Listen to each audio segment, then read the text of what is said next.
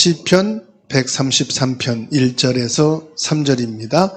보라, 형제가 연합하여 동거함이 어찌 그리 선하고 아름다운고. 머리에 있는 보배로운 기름이 수염 곧 아론의 수염에 흘러서 그의 옷깃까지 내림 같고, 헐문의 이슬이 시온의 신들의 내림 같도다. 거기서 여호와께서 복을 명령하셨나니 곧 영생이로다. 아멘. 오늘 시편 33편 말씀은요, 아주 짧은 구절이지만 강력한 하나님의 말씀을 담고 있어요. 어떤 말씀이냐? 가정치유에 대한 말씀이에요.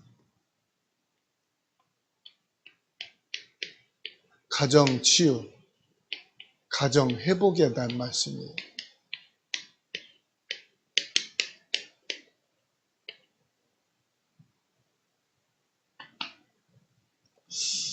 1절 말씀 보면은 보라, 형제가 연합하여 동거한다 그랬어요. 형제가 한 집에 산다 이 말이죠. 형제가 한 집에 동거하여 살고 있다. 여기에서는 지금 가정의 중요성에 대해서 말씀하고 있는 거지요. 가정의 아름다움을 제대로 인식하지 못하고 있는 현실을 깨달아야 됩니다. 가정 안의 불화와 갈등의 현실을 우리가 알고, 중요한 것은 가정의 가치를 새롭게 인식을 해야 된다. 가정의 가치.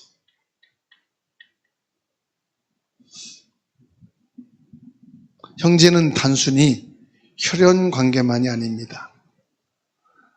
넓은 의미에서는 모든 가족 구성원을 가리켜 형제라고 그래요. 그러면 여러분, 집안에 있는 사람만 형제로 볼 수가 없죠. 믿음 안에 있는 모든 사람을 가리켜서 가족이라 이렇게 말합니다.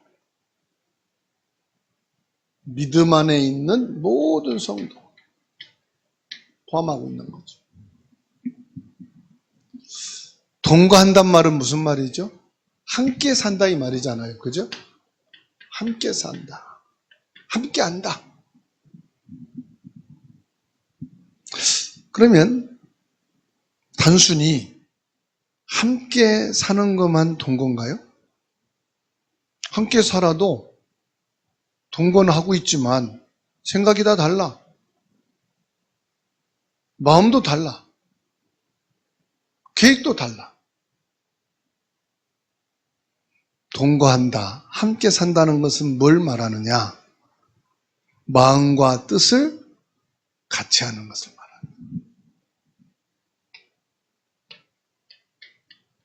한 마음과 한 뜻을 말하는 거죠. 그럼 한 마음과 한 뜻을 뭐 한단 말입니까? 서로가 지지하고 서로가 힘이 되어 살아가는 것을 가리켜서 동거한다, 함께 한다고 말을 하는 겁니다.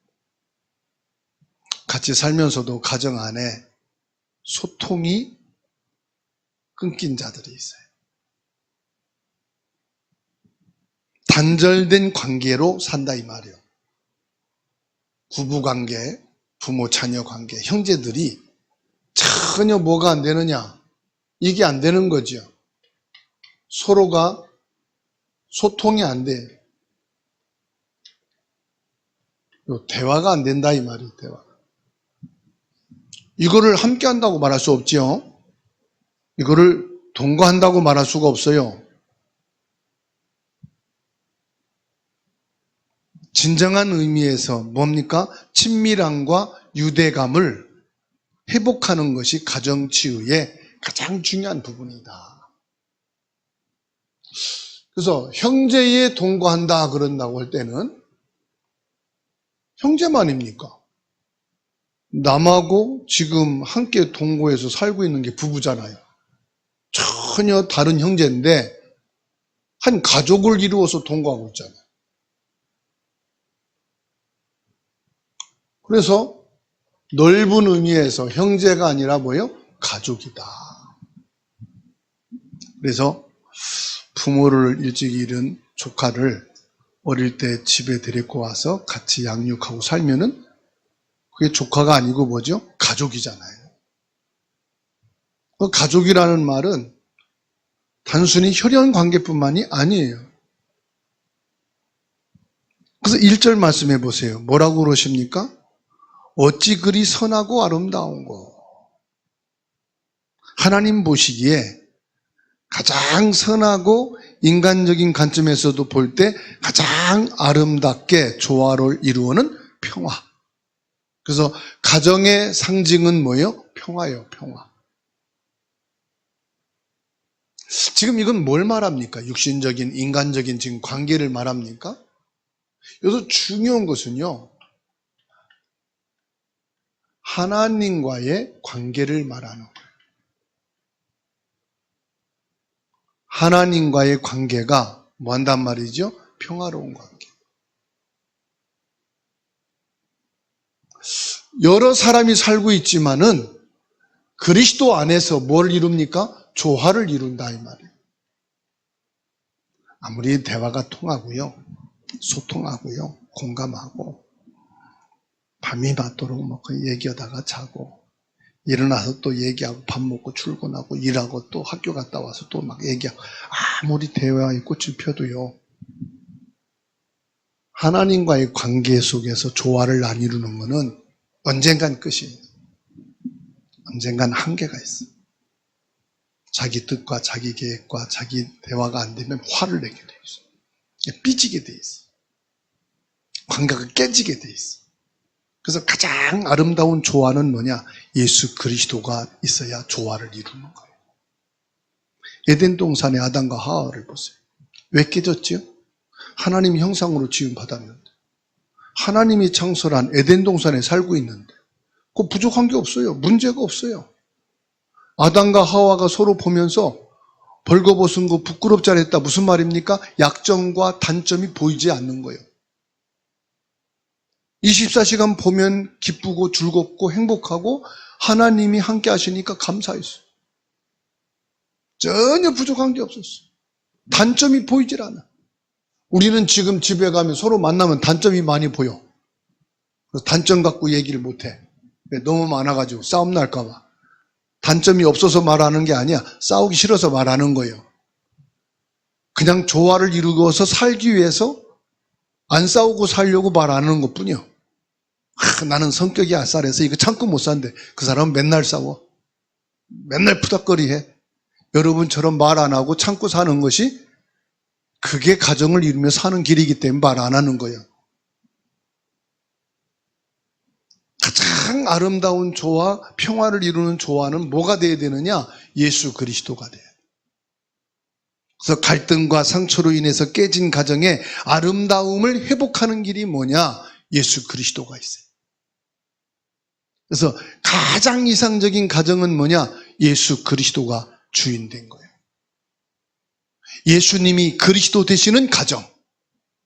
그래야 그 가정의 역사는 흑암이 꺾이고 저주 재앙이 무너지고 지옥 배경이 쓱 나오는 거예요. 하나님의 형상을 가진 건강한 가정을 이루는 것이 가정치유의 목표다.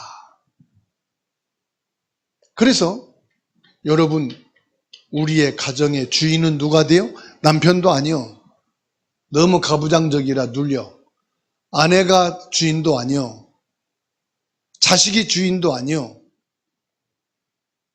우리 가정의 주인은 누가 돼야 되느냐? 예수 그리스도가 돼야 돼요. 지금 그걸 말하는 겁니다. 형제가 연합하여 동거함이 어찌 그리 선하고 아름다운가. 선하고 아름다운 것은 예수 그리스도로 이 가정의 허물이 덮어지고 서로의 단점과 약점과 상처가 감싸지기 때문에 아름다운 것만 보이는 거예요. 그래서 여러분 가정의 가족들을 볼 때에 아름다운 것만 보인 성령 충만해 보세요. 다 아름답게 보이죠. 은혜를 받고 가보세요. 똥 싸고 눕혀 있는 갓난아기 봐도 그 아이가 행복하고 귀하게 보이죠. 은혜는 못 받아봐요. 암만 잘해놔도 이게 했다고 한 거냐? 그러죠. 이게 청소했는 거냐? 이게 밥한 거냐? 아름답게 보이질 않아. 왜? 내 마음에 심통이 생겨가지고. 심통이 뭐예요? 내 마음에 화가 많아. 악의도 바라. 2절 말씀 보세요. 머리에 있는 보배로운 기름이 수염 곧 아론의 수염에서부터 그의 옷까지 내림 같고. 보배로운 기름이다 그랬어요.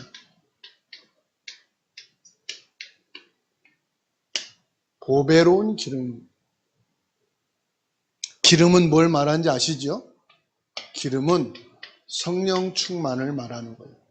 성령 내주, 성령 충만. 성경에서는 기름 부음인 성령 충만이에요. 성령 내주예요. 그리스도로 삼직의 축복을 예수님이 받은 걸 말씀하는 거예요. 성령의 임재, 성령 충만의 축복이 얼마나 존귀하고 기쁜지 몰라요. 성령 충만하면요 기뻐요.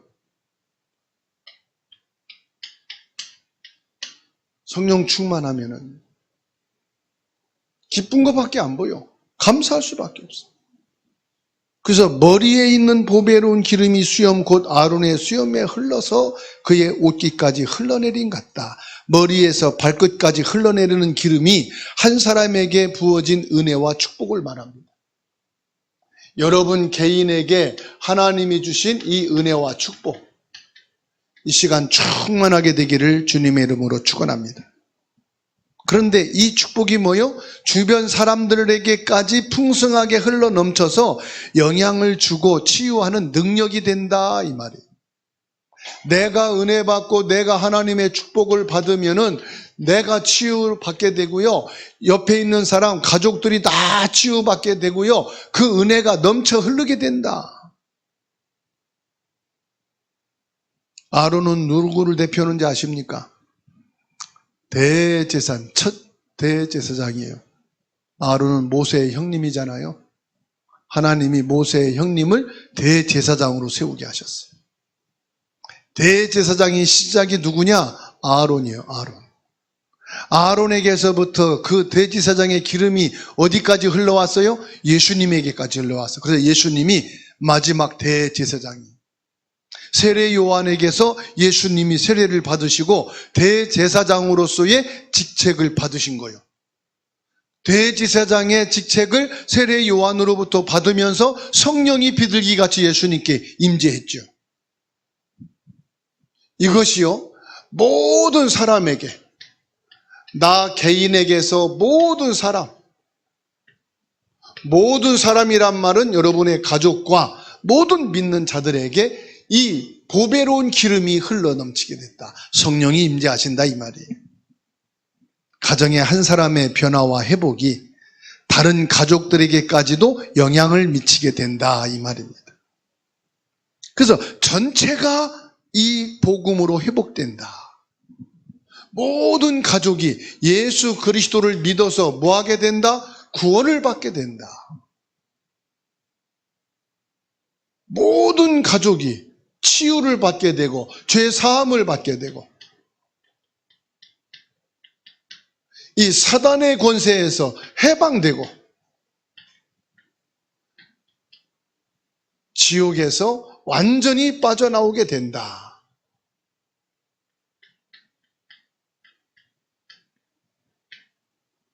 뭘 말합니까? 예수 그리스도로 충만한 가정이 된다. 이게 성령 충만이에요. 이게 예수 그리스도가 주인 된 거예요. 3절 말씀입니다. 혈몬의 이슬이 시온의 산들에 내림 같도다 그랬어요. 혈몬의 이슬이다 그랬어요. 혈몬이란 말은 아주 높은 산을 말하는 거예요. 높은 산의 이슬이 시온산의 내림과 같도다.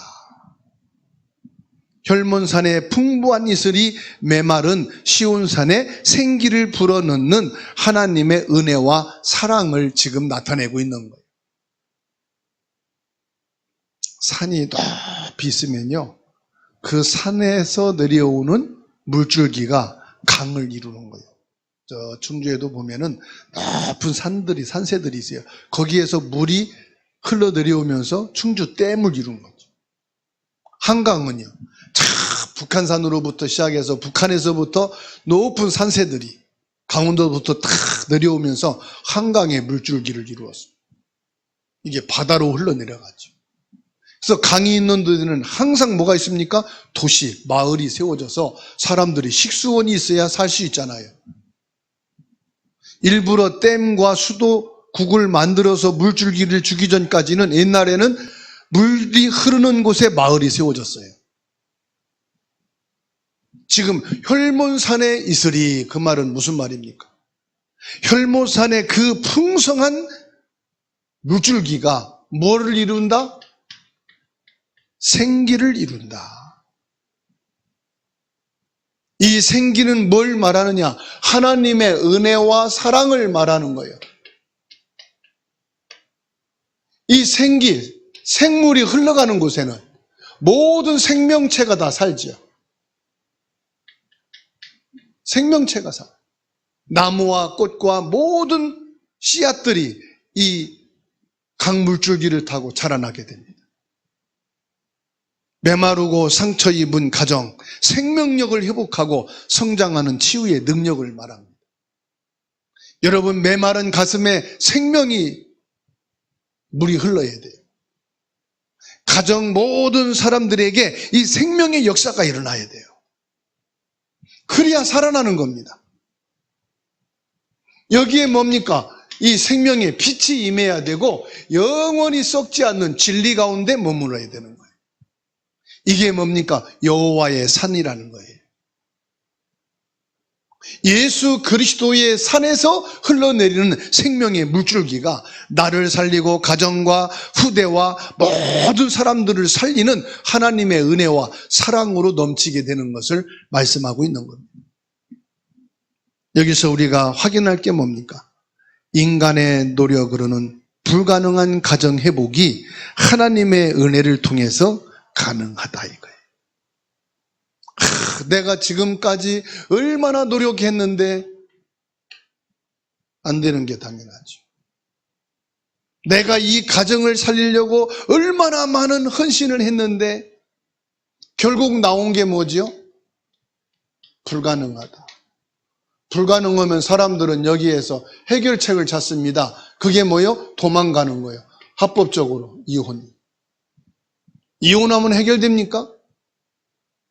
이혼하고는 정리됐는데 내 가슴에는 이게 남아있어요. 내 노력으로 내가 힘썼는데도 나는 안 됐구나. 나는 실패한 사람이구나. 나는 불가능한 사람이구나. 이게 나도 모르게 딱 바뀌었어요. 친구들 만나 떠들고 옷을 화려하게 입고 잘 먹고 산다고 할지라도 자기 가슴에는 이게 상처로 남아있는 거예요. 그러니까 뭐합니까 이제는? 이혼은 못하고 졸혼은 하는 거예요. 졸혼.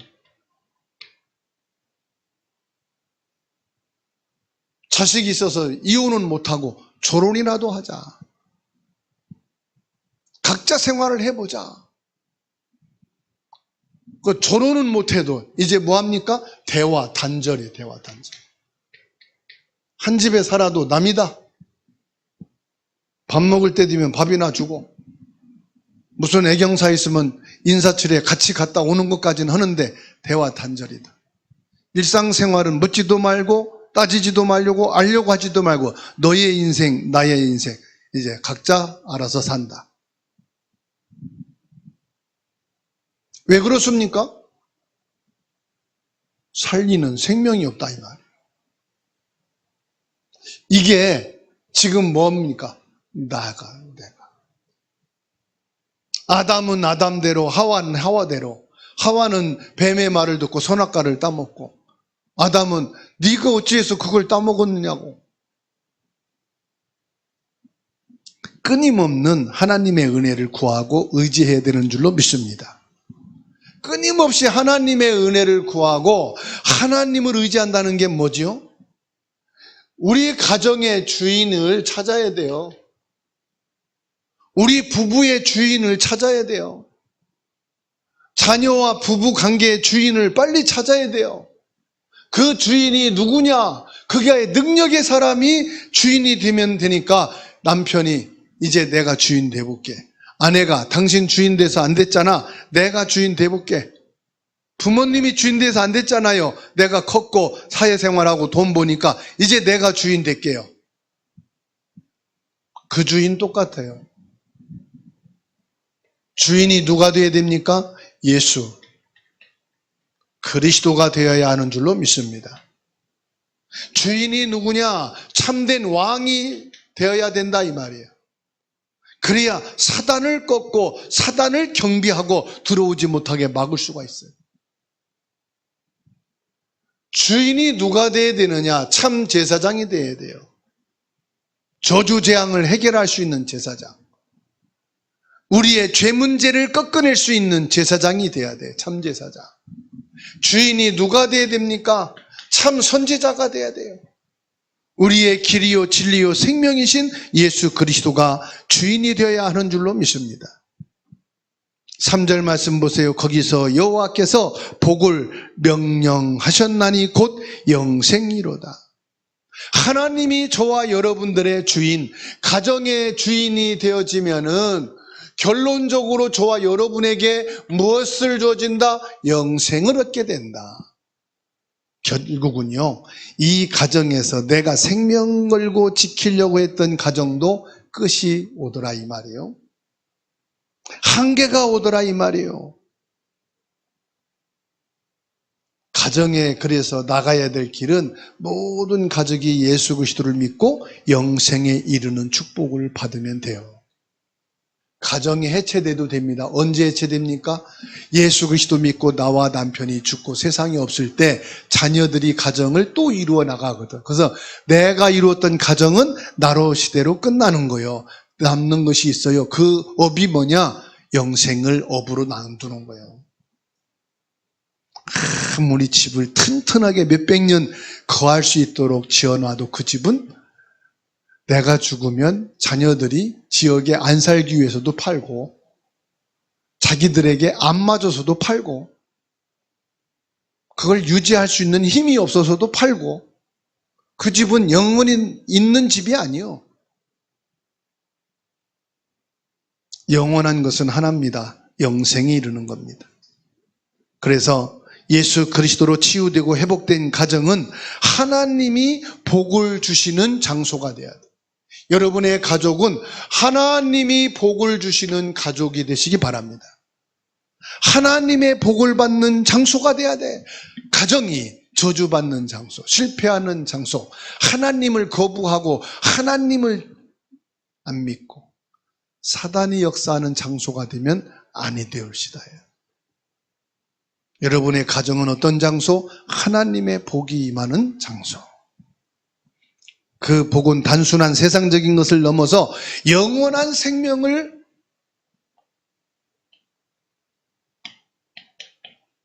소유하는 것이. 이 생명은 단순한 생명이 아니라 영원한 생명을 가진 장소.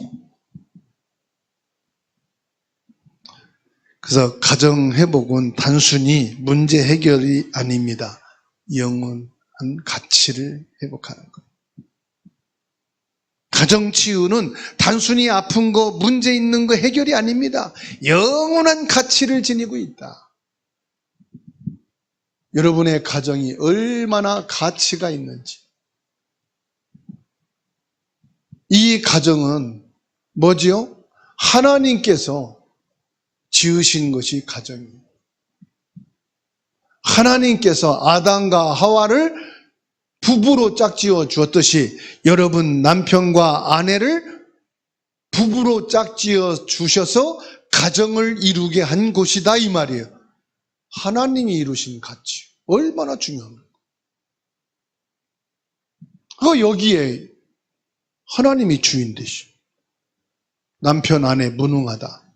그건 세상 기준으로 무능한 거고, 여러분 태어날 때부터 남편이 식물인간이었으면 살면서도 우리 남편은 식물인간으로 잘 살고 있다고 행복하다고 그럴 거 아니야. 우리 아내가 안진뱅이로 만나서 결혼했으면 우리 아내는 안진뱅이로 너무 이쁘다고 그럴 거 아니야. 그렇죠? 그 중요한 것은 그거는 지나가는 거단 말이야. 뭐로 시작했느냐? 하나님의 형상으로 시작하고 그리스도 예수님의 생명으로 시작하고 그리스도 예수님이 주인 되신 가정 이루는 것이 하나님의 축복이에요. 그거 안 된 것이 가정 치유입니다. 그거를 회복하는 것이 가정 회복입니다. 세상적인 기준, 내가 바라는 목적을 내려놓으시고 성경에서 말씀하는 가정, 시편 133편에서 말씀하신 가정 치유와 회복의 은혜가 있게 되기를 주의 이름으로 축원합니다.